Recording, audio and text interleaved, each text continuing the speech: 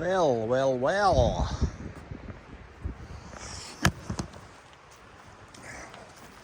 It's got a nice wee job today.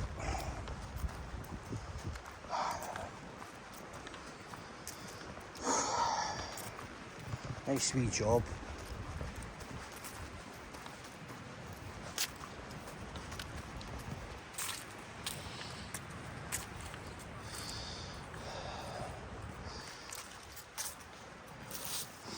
My job is to bring this beautiful pond back to life.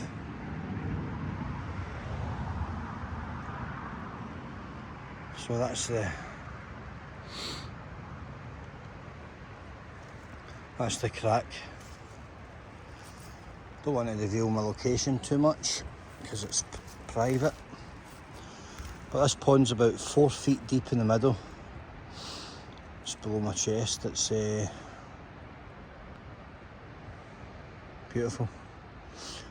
But it's in its winter. It's in its winter jacket just now. The lilies have died off. You know, there's not a lot of greenery around it. And there's no life in it at all. There's insects and there's some little chronomids and buzzards and stuff like that in the bottom. But that's it. It gets a few frogs, few taddies, but no fish. And I haven't yet seen any newts in it, which is not unusual. It's fairly isolated, but I'm going to introduce some. I'll introduce some newts. And this waterfall, to get it working again, comes up here through a filtration system and back down. It trickles in, it's lovely. But it's a pond with no fish in it, to me, is a dead, you know, it's a dead entity. There's no, it's literally lifeless. So I'm going to cut it back. I'm going to put the waders on and go in up to my, this is about chest deep here, just above, just under chest deep. And I'm going to come round and tidy the margins up and remove some of the stuff that's strangulating it. Leave a bit of central cover for the fish in the sunny days and if the herring comes. And I'm going to, you know, let some light penetrate down in there and get it working again, because it's actually a beautiful pond. It's very well constructed. Maintains its water level throughout the year. And it's a good, you know, 20 years old now. So it's very mature. It's got a good plant life, good substrata down there, you know. And it needs it needs fish. It needs some little mini koi, goldfish, you know. Just some interesting little species. Some orth. Some stuff with a bit of colour. There's plenty of areas out there to hide. Because the herring will come. Obviously, I've got the plastic guy here. Ready to come and do his duties. But yeah, we'll get it going, and I'll work some magic on it, because it is a beautiful little pond. But no pond is a pond until there's life in it, and this pond's got no life in it. It's got no fish, so because it's got no fish, it's dead. It needs life. It needs colour. Wait to see it in the summertime. Wait to see it in the next couple of months, when it's absolutely looking incredible. I can see down here that literally the bottom weed is here. It's about 8 to 10 inches beneath the surface, so it's completely strangulating the pond. That's the pond filling in. It's filling in itself. There's no area for the fish to swim, you know, to get their movement, get their exercise. So although it's good, although there's a lot of cover, makes it difficult for birds. You know, it is a big pond. It's a fair sized pond, as you can see. And it's got plenty of depth in it. But some of the areas need cleared.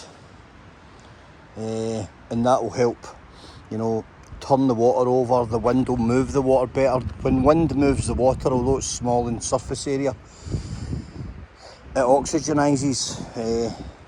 You don't want a pond to become eutrophic. You don't want it to become silted up and, you know, lacking life and have an imbalance, a pH imbalance and stuff like that. It's not good. Oh, I just seen a newt, funnily enough. That's the first one I've seen. I've been here a few times now and never seen one. So I just seen a little newt come to the surface just at the lilies there. Up, seen its tail give away and twirl, get a breath and straight back down again. So that was nice to see. I'll try and, in fact I'll watch for it and I'll zoom in on it and show you it. So I did actually set a couple of little newt traps and I never seen any. Thing is, I didn't leave them out long because I don't like to contain them for too long. They're just little things to climb into, perfectly safe. But I did see one there, so that's a good sign. If there's one, there's definitely another one. So that's good to see that there's newts. So therefore I don't need to introduce newts because there's a habitat here already. So I don't want to introduce other newts and cause any imbalance. I just want to let them naturalise, but I will put some small fish in it. Not big enough that they're going to gorge in the newts. The fish will then they'll be fed. They won't be fed a lot, but they'll be supplemented, you know, with a little bit of sustenance and not too many fish. I'm only going to start with maybe between 6 and 10 fish. I'm going to monitor the numbers to the back end of the year to see how they go. I'll count them, predation, stuff like that, and just to see if they actually increase in size with very minimal supplementation. Ponds are fascinating. Once there's fish in here, you'll be able to sit here for hours and just watch them because they're very, very relaxing. Yeah, there's a newt. Right, so look down. I've got eyesight like a hawk. See that little newt on the leaf there? See the little newt sitting? There's a little newt. I don't know if you can see it. There's a little newt down there on the leaf. That's good to see. He's just kind of hanging on it. Yeah, that's a newt, alright. Yeah. Funny that, obviously I've been here through the winter. They've probably been hard on the bottom or right under the foliage, you know, tucked out of sight and doing very little in the way of movement because it's extremely cold winters. You can see them there. See them just on that little, right there, dead centre of the screen. That's him. That little shadow there's a newt sitting side on, head up and tail down. He's not the one I've seen, which is good. So there you go, there's two. That's a breeding population.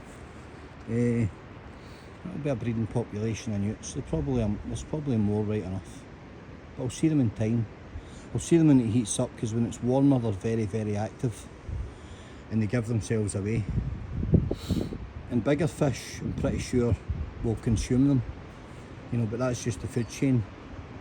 These newts came from somewhere. There is a river, you know, a couple of 100 metres away, so I'm assuming that it came across and found its way here some way.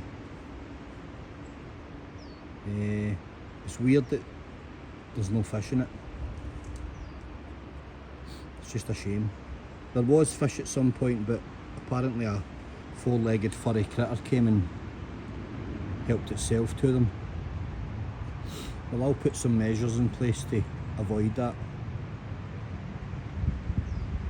I won't mesh it in because that's completely unnatural to my eye, but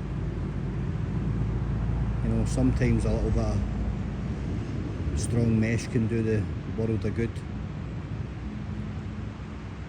There you go, guys.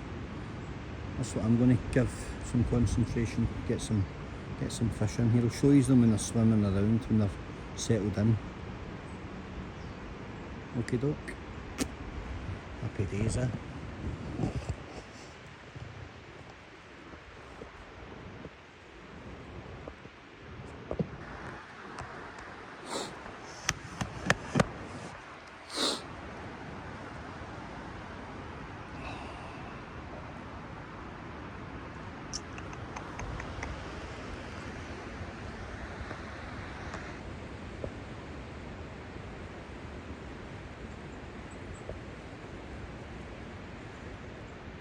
Beautiful scenery. I've been out there. I've actually walked right across that.